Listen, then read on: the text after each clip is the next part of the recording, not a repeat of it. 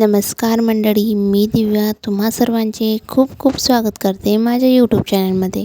या ब्लॉगमध्ये मी तुमच्यासोबत शेअर करत आहे आम्ही नागपंचमी कशा पद्धतीने साजरी केली आणि जुगाडू रेन वॉटर हार्वेस्टिंग म्हणजे आपण जे पावसाचं पाणी आहे ते घरच्याच काही पद्धत वापरून किंवा जुगाड लावून कसं आपण हार्वेस्ट करू शकतो व कसं त्याचा रियूज करू शकतो। तर मग चला आजच्या ब्लॉगला सुरुवात करूया। हे बघा, शची गोडा खेळत आहे आणि बाहेर शचीच्या बाबाचं काहीतरी जुगाड चालू आहे। तर मग चला तो जुगाड पाहायला जाऊया काय करत आहेत। तर शचीच्या बाबांनी ठरवलं आहे पावसाचं जे पाणी असतं, जे छतावर पावसाचं पाणी पडतं, छतावरून ते खाली येतं आणि ते तसंच वाया जातं। तर ते वाया न जाता त्यापासून आपण त्याचा वापर करू शकतो, म्हणून त्यांनी काय केलं की शेताचं जे पाणी असतं, जे पाईपाने होतं, तर त्याला पाईप लावला आणि तो पाईप एका टँकमध्ये टाकला। त्या टँकला सुद्धा कपडा वगैरे लावून घेतला, जेणेकरून जो धूळ वगैरे किंवा काळी कचरा जो वरून येईल तो त्यामध्ये अटकून जाईल व साफवालं पाणी गाळलेलं पाणी टँकमध्ये जमा होईल। आणि टँकमधून सुद्धा एक पाईप काढला आणि तो बोरिंगमध्ये टाकला। आमच्या इथं बोरिंग आहे, तर ते बोरिंगमध्ये तो पाईप टाकलेला आहे, म्हणजे जे छताचं पाणी आहे ते वाया न घालवता बोरिंगमध्ये टाकलं तर आपल्याला फायदा काय होतो की बोरिंगचं पाणी आपल्या लवकर आटत नाही।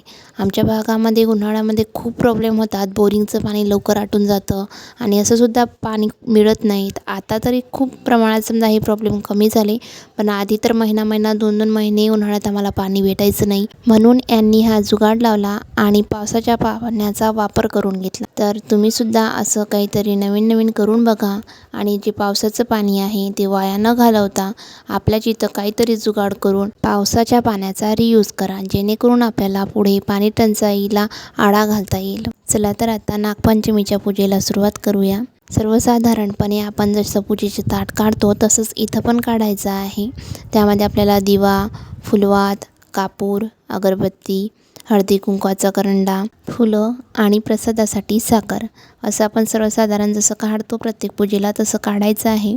आणि आता नागपंचमीसाठी स्पेशल म्हणजे आपण इथं प्रसादामध्ये घेणार आहोत दूध, लाह्या आणि फुटाणे। तर दूध हे कॉमन आहे, प्रत्येक भागामध्ये सुद्धा वापरलं जातं, पण विदर्भामध्ये स्पेशल हे आहे की विदर्भामध्ये नागपंचमीला लाह्या आणि फुटाणे यांचा प्रसाद हा नागपंचमीला दाखवला जातो, नागपंचमीच्या पूजेत वापरला जातो। तर त्याचा वापर आता इथं मी करणार आहे। तर आपण बघू शकता माझं पूजेचं ताट पूर्ण तयार झालेलं आहे। तर आता आपण पूजेला सुरुवात करूया। तर मी इथं एका पाटावरती कपडा ठेवला आणि त्यावरती तांदळाचे शिवलिंग काढले आणि नागदेवतेची मूर्ती काढली आणि तसेच भिंतीवर सुद्धा आपलं जे गोपीचंदन असतं त्यापासून नागदेवतेचे 5 असे जोड्या काढल्या आणि त्याला असं घरासारखं आखूनसुद्धा घेतलं। आणि आता आपण पूजेला सुरुवात करूया। तर आधी जे नागदेवता काढलेले आहे भिंतीवरती त्यांचं पूजा करायची, नंतर खाली जे शिवलिंग आणि नागदेवतेची मूर्ती आहे त्यांची पूजा करायची, त्यांना फुलं वगैरे वाहायचे, नंतर धूप वगैरे सर्व ज्या पद्धतीने आपण प्रत्येक पूजा करतो तशीच आपल्याला इथं पण पूजा करायची आहे। पूजा वगैरे करून झाली की आपल्याला नैवेद्य जे लाह्या असतात त्या लाह्यांना दुधामध्ये डुबवून त्या नागदेवतेला दूध पाजायचं असतं। तर अशा पद्धतीने विदर्भामध्ये पूजा केली जात असते। तर मी सुद्धा तसं सर्व काही केलं आणि ते जे लाह्या फुटाणे वगैरे होते, दूध होतं ते तिथं नैवेद्य म्हणून अर्पण केलं, पाणी वगैरे फिरवलं आणि आरती वगैरे केली। आणि इथे एक म्हणजे की कापसाचे वस्त्र बनवले जातात, म्हणजे माळसारखं बनवलं जातं आणि ते जे आपण भिंतीवरती नागदेवतेच्या मूर्त्या काढलेल्या आहेत त्यांना एका हारासारखं ते लावलं जात असतं। घरी अशा प्रकारे आपण नागदेवतेची पूजा करायची। त्यानंतर काही भागांमध्ये किंवा गावांमध्ये जर आपल्या गावात म्हणा किंवा आपल्या शेजारी वगैरे कुठं पण जर नागदेवतेचं मंदिर म्हणा किंवा वारूळ वगैरे म्हणा तिथं जाऊन नारळ वगैरे फोडायचं। अशा प्रकारे आपण ही नागपंचमीची पूजा करू शकतो। आणि खेडेगावात म्हटलं किंवा माझ्या माहेरी जे मी बघितलेलं आहे आतापर्यंत, तर तिथं काही घरी नागदेवतेची पाटी असते, म्हणजे एक पाटी असते त्यावरती नागदेवता काढलेले असतात, वेगवेगळे काही देवांच्या मूर्त्या वगैरे अशा काढलेल्या असतात। तर त्यांची पूजा केली जाते, ते पाठी धुतली जाते, त्यानंतर त्यांना रंग वगैरे दिला जातो आणि त्यांची पूजा केली जात असते, रात्रभर जागरण केलं जात असतं. त्यानंतर तिथं प्रसाद वगैरे त्या दिवशी नागपंचमीच्या दिवशी प्रत्येकाच्या घरी सण केला जात असतो, त्यामुळे त्या दिवशी नाही तर दुसऱ्या दिवशी ते भंडारा वगैरे दिला जातात, म्हणजे पंगत वगैरे दिली जात असते. अशा प्रकारे नागपंचमीचा सण विदर्भामध्ये तरी खूप मोठ्या प्रमाणात केला जातो. काही काही भागामध्ये खूप कमी प्रमाणात किंवा फक्त लहान लहान मुलांपर्यंत सीमित असतो हा सण, तर काही भागामध्ये फक्त आहे बुवा नागपंचमी, काहीच केलं जात नसतं. असं काही काही ठिकाणी तर माहीत पण नसतं. पण खेडेगाव म्हणा किंवा काही जे भाग आहेत आपल्या भारतातले म्हणा किंवा महाराष्ट्रातले, तर तिथं अजूनसुद्धा ह्या सण, रूढी, परंपरा जिवंत आहेत. तर तशा आपण जपायला पाहिजे, कारण की आपण जर जपले तरच पुढच्या पिढीला याची ओळख होणार आहे आणि त्या वर्षानुवर्षे टिकून राहणार आहेत. मी जेव्हा लहान होती तेव्हा माझ्या मामाकडे राहायची, तर तिथं जे मी लहान असताना मी ही म्हणजे तिकडची जी परंपरा होती ती अशी होती की आम्ही लहान लहान ज्या मुली होत्या, असं मुलं मुली, ती जे वारूळ वगैरे राहायचं तिथं जायचो, तिथं पूजा करायचो. तर आम्ही आधी पाठीवरती नागदेवता काढायचो, त्यानंतर ते दूध ठेवायचो, त्या वारुळात टाकायचो. अशी तिकडे प्रथा होती. पण तिकडे असं घरगुती असा मोठा सण वगैरे सुद्धा केला जात नव्हता आणि असं एवढं म्हणजे जसं आपण प्रत्येक सणाला करतो तसं तिथं काहीच नव्हतं. साधारण सणासारखा सण करायचे. वेगवेगळ्या झाडांची पानं जमा करायचो, फुलं जमा करायचो. त्यानंतर तिथं वारुळाजवळ जाऊन पानं फुलं वाहायचो. घरी पण असं समजा जिथं इकडे जसं बेसनाचे लाडू वगैरे केले जातात, म्हणजे विदर्भामध्ये बेसनाचे लाडू वगैरे केले जातात, तसं तिकडे काही नव्हतं. वेगवेगळ्या भागाच्या वेगवेगळ्या रूढी परंपरा अशा असतात. त्याप्रकारे ज्या ज्या भागात जे जे जमतं तसं तसं आपण करत असतो. तसं आम्ही विदर्भातसुद्धा जसं मी सांगितलं तुम्हाला तशा प्रकारे आम्ही नागदेवतेची पूजा करतो.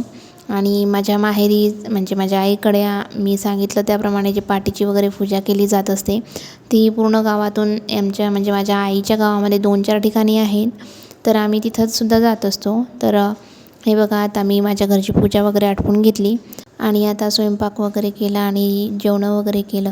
जेवण वगैरे सर्व आटपून झाल्यानंतर आता मी निघाले माझ्या माहेरी जायला, कारण तिथं आमचं दुकान आहे कृषी सेवा केंद्र, तर ते सुद्धा सांभाळायचं असतं. त्यामुळे आता आम्ही तिथं जात आहोत. आणि आज नागपंचमी आहे, तर तिथं मी सांगितलं तसं पाटीची पूजा वगैरे असते, तर आम्ही तर तिथं दर्शनालासुद्धा जाणार आहोत. तर आता मी तिकडे माहेरी जाते आणि नंतर मग तिथं दर्शनाला वगैरे जाणार आहोत.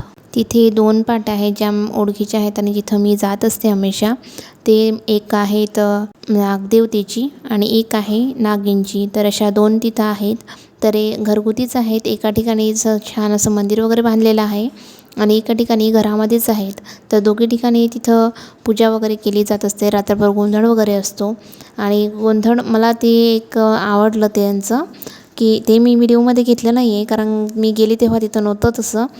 तर असं आपला हंडा वगैरे जो असतो, काही भागात गुंड वगैरे असं म्हणतात, तसं तो गुंड असतो सण, त्यावरती ताट वगैरे असं ठेवलेलं असतं आणि ते वाजवतात.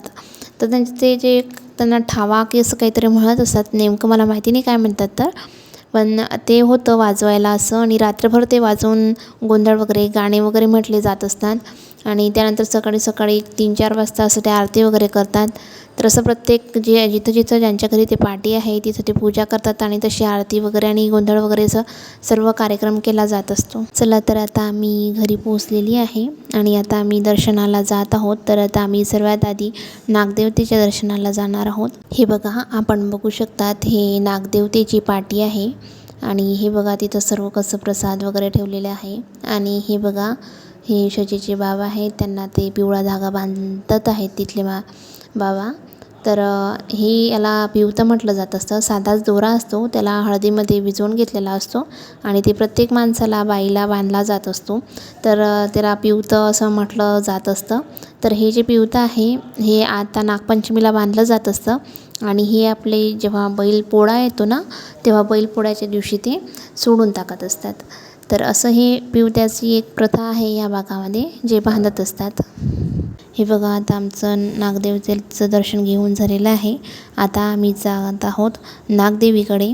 तर तिथं सुद्धा सेम असतं, सेम पूजा वगैरे, मांडणी वगैरे सर्व सेम असतं.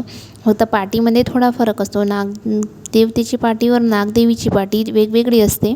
प्रत्येक पाटीचा आपण जर आपण समजा निरीक्षण करून जर बघितलं ह्या दोघांच्या पाट्या तर वेगवेगळ्या दिसतात.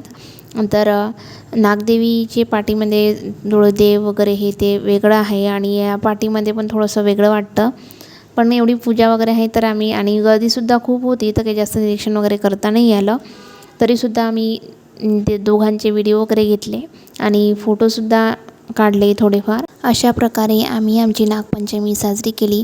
तुमची नागपंचमी कशाप्रकारे साजरी केली आणि तुमच्या भागामध्ये काय काय केलं जातं नागपंचमीला ते मला कमेंट करून नक्की सांगा. म्हणजे आम्हालासुद्धा माहिती होईल की कोणत्या भागात काय असतं म्हणून. आणि माझ्या चॅनलला लाईक, शेअर आणि सबस्क्राईब करायला विसरू नका. तर मग पुन्हा भेटूया अशाच एका नवीन व्हिडिओसोबत. तोपर्यंत बाय बाय.